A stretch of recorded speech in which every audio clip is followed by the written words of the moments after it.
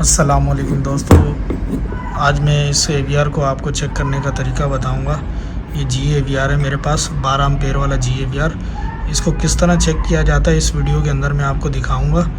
इसकी जो यहाँ पर टर्मिनल की चिट लगी होती है वो मैंने यहाँ पर लगा दी है इस जगह पे, ताकि यहाँ पे रख के आपको सही से दिखा सकूँ।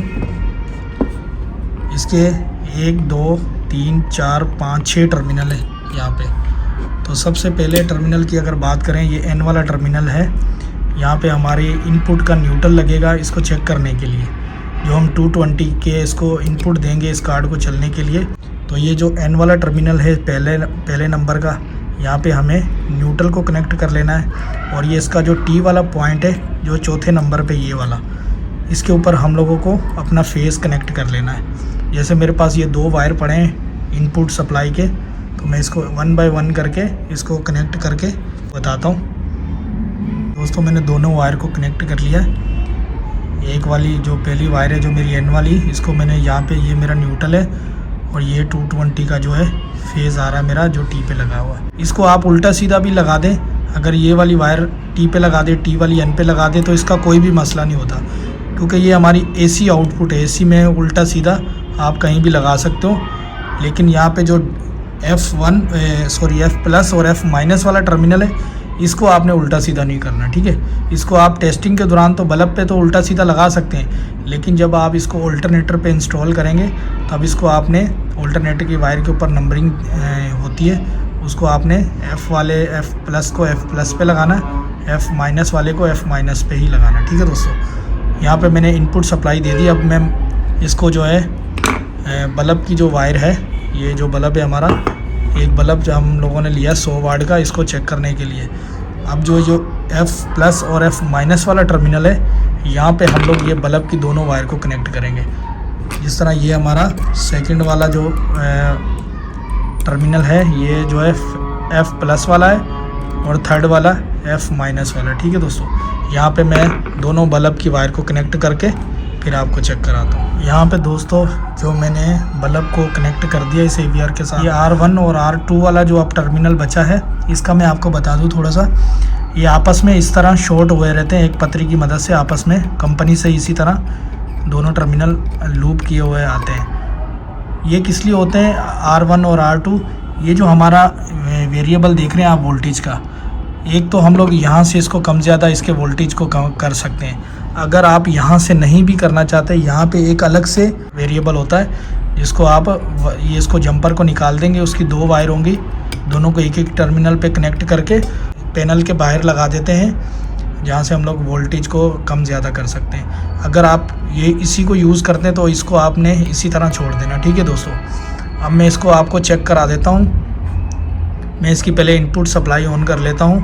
अब जो है मैंने इसकी इनपुट सप्लाई ऑन कर दी है। ये जो हमारा वेरिएबल की बात कर लेते हैं, ये हमारे तीन जो है ऊपर वेरिएबल लगे हुए हैं। सबसे पहले वेरिएबल जो लगा हुआ है यहाँ पे वोल्टेज लिखा हुआ है।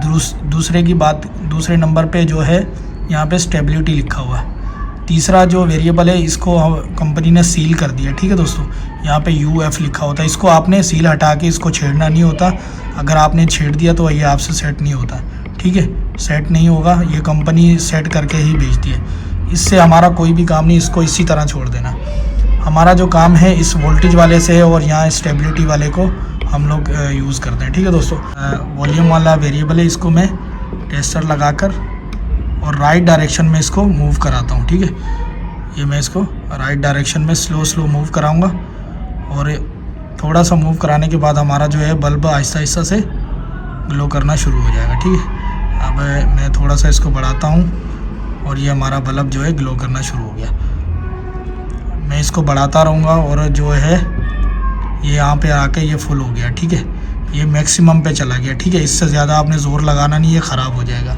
इस कार्ड की जो फुल आउटपुट है DC की सूरत में हमें इस बल्ब में देखने को मिल रही है, ठीक है दोस्तों।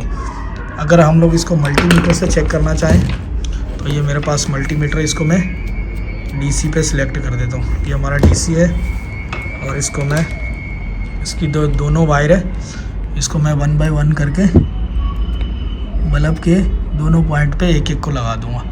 ये लगा दिया। यहाँ पे मुझे DC वोल्ट देखने को मिल रहे हैं 98, 97, 99। ठीक है दोस्तों, ये हमारे इस कार्ड की फुल आउटपुट है जो मैक्सिमम हमें देखने को मिल रही है। इसी तरह अगर हम लोग इस वेरिएबल को थोड़ा सा कम करें, रिवर्स डायरेक्शन में घुमाएंगे, तो ये हमारी बल्ब की रोशनी भी कम हो गई है। ये मैंने थोड़ा ज़्यादा कम कर दिया है, थोड़ा सा बढ़ा देता हूँ। यहाँ पे आपने इसको बहुत स्लो करना है, ठीक है, स्पीड से नहीं घुमाना, तो ये बंद हो जाएगा।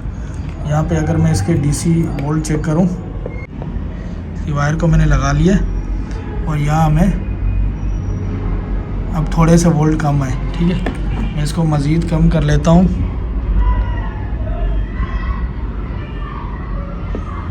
अगर हम लोग इसको लगा के अब चेक करें